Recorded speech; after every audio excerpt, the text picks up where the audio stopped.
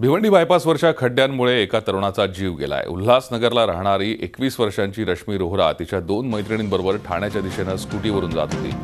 रस्त्यात खड्डा आल्याने तिने स्कूटर उजव्या बाजूला वळवली। त्यावेळी मागून येणाऱ्या भरधाव ट्रकने दुचाकीला धडक दिली। यामध्ये पूजाचा जागीच मृत्यू झाला, तर तिच्या बरोबर असलेल्या सोनिया आणि आणखीन एका मैत्रीण यात गंभीर जखमी झाल्या आहेत। त्यांच्यावर रुग्णालयात उपचार सुरू आहेत। भिवंडी लोकसभा मतदारसंघाचे खासदार कपिल पाटील यांच्या घराच्या बाजूलाच हा अपघात झाला। विशेष म्हणजे याच ठिकाणी असलेल्या माणकोली उड्डाणपुलासाठी खासदार कपिल पाटील यांनी पुढाकार घेतला होता। काही दिवसांपूर्वी मुख्यमंत्र्यांच्या हस्ते या उड्डाणपुलाचं उद्घाटन झालं होतं, पण या भागातले खड्डे मात्र अजून बुजलेले नाही। मुंबई नाशिक महामार्गावर नेहमीच इथे वाहनांची वर्दळ असते। एवढे गोडाऊन आहेत, त्याच्यामुळे इकडं आता IRB 1 महिन्यापासून IRB नाही आहे, तर इकडं IRBचं कोण लक्ष देत नाही। या रस्त्याला कोण वाली राहिला नाही। अख्ख्या रस्त्यात खड्ड्यात रस्ते आहेत की रस्त्यात खड्डे तेच कळत नाही। इथे रोज डेली ॲक्सिडेंट होतात कोणाचे आणि कोणाचे। प्रशासन खूप दुर्लक्ष करतं। यहाँ पे अभी कैसे पॉटहोल्स की वजह से काफ़ी एक्सीडेंट हो रहे हैं, क्योंकि आज भी मेरी अभी फ्रेंड भी गिर के एक्सपायर हो गई। एक जनी पॉटहोल्स की वजह से ही स्लिप हो गए, जिसकी वजह से वो ट्रक के नीचे आ गई और 2 जन काफ़ी इंजर्ड है। एक को पीछे मानकोली के इधर हॉस्पिटल में रखा हुआ है हम लोगों ने, और एक को आगे माझीवाला के इधर भेजा हुआ है। जो ज़्यादा इंजर्ड है उसको माझीवाला के इधर भेजा हुआ है, और बाकी जिनकी एक्सपायर हो गई जो उसको मानकोली में ही डेड बॉडी भेज दी है। खड्डों की वजह से एक मेरी फ्रेंड की डेथ हो गई है और 2 अभी जख्मी है हॉस्पिटल में। ये खड्डों के वजह से रोज़ कोई ना कोई एक्सीडेंट हो जाता है। हम लोग का लास्ट 1 साल से आना जाना है यहाँ पे। ये यहाँ पे इतने खड्डे हैं कि कभी रोज़ शाम को ट्रैफिक अलग से होती है, कभी कोई किसी का एक्सीडेंट हो जाता है, कोई किसी की डेथ हो जाती है। ये खड्डों के कारण से बहुत हम लोग परेशान हो चुके हैं। 3 महिला होत्या मोटरसायकलवर, त्यापैकी 1 महिला जागीच मयत झाली आहे।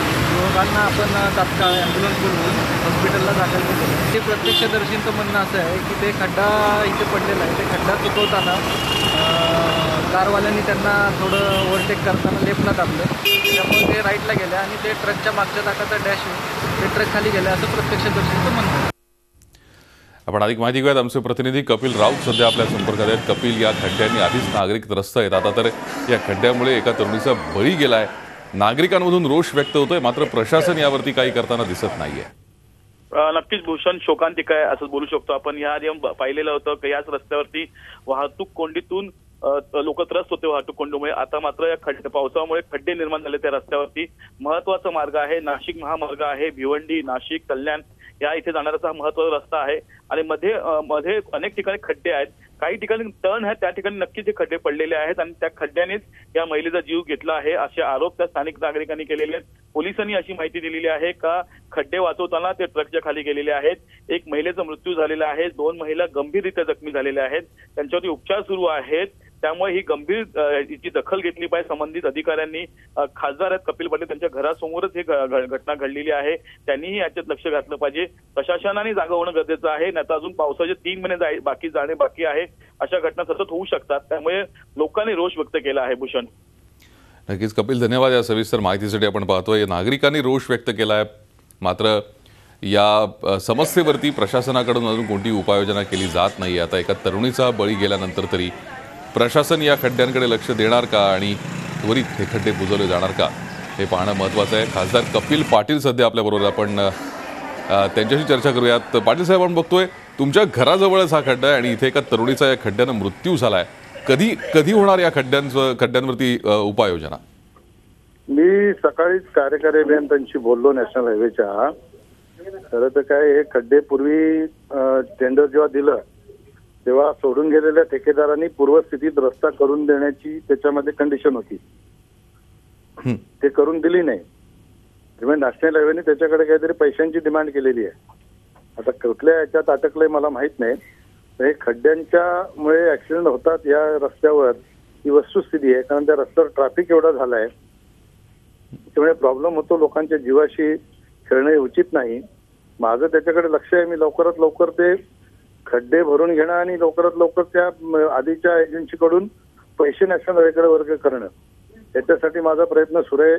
मी दिल्लीत आता गेलो की गडकरी साहेबांना या बाबतीत निवेदन देणार आहे आणि संबंधित ठेकेदाराकडनं तात्काळ पैसे नॅशनल हायवेकडे भरून रस्ता पुन्हा सुस्थितीत करण्याच्यासाठी प्रयत्न करणार आहे। मला नॅशनल हायवेच्या कार्यकारी अभियंत्यांनी सांगितलं की 3 दिवसात आम्ही सगळे खड्डे भरणार आहोत. आज ते सुरू करणार होते. त्यांना ठेकेदार नेमणं ही सगळी प्रक्रिया आता पूर्वी बीओटी मध्ये होता. बीओटी मध्ये नसल्यामुळे सगळ्या प्रोसिजर कराव्या लागतात. त्यांनी प्रोसिजर केलेली आहे. मला त्यांनी सांगितलं आम्ही ठेकेदारी नेमलेला आहे. लवकरात लवकर खड्डे भरले जातील.